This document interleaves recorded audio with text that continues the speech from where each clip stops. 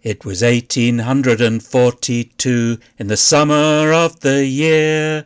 6 young watermen lined their boats by London Bridge's piers, to row upstream 4 miles or more against the ebbing tide, to win the Doggett's coat and badge and all the glory beside.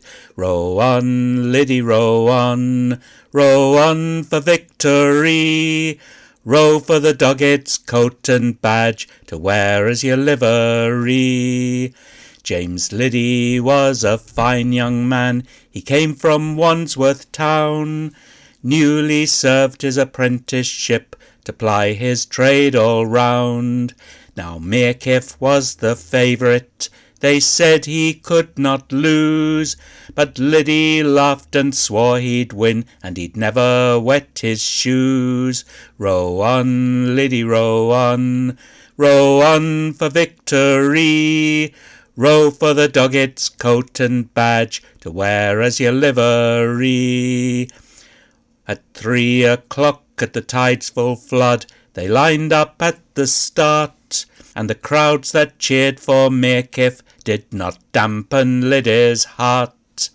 And 6 young watermen plied their oars with all their might and main, but at Blackfriars Bridge the boats fouled up, and they had to start again. Row on, Liddy, row on for victory. Row for the Doggett's coat and badge to wear as your livery. For the second time the race was on, and Liddy took the lead, and as they passed by Westminster his oars increased their speed.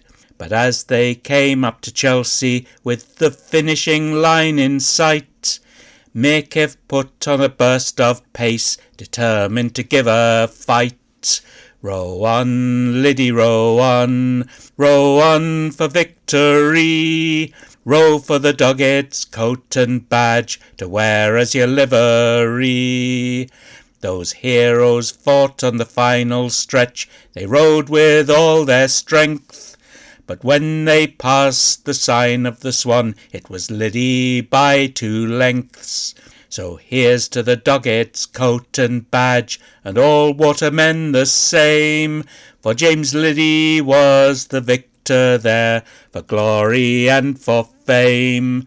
Row on, Liddy, row on for victory. Row for the Doggett's coat and badge to wear as your livery. Row on, Liddy, row on for victory. Row for the Doggett's coat and badge to wear as your livery.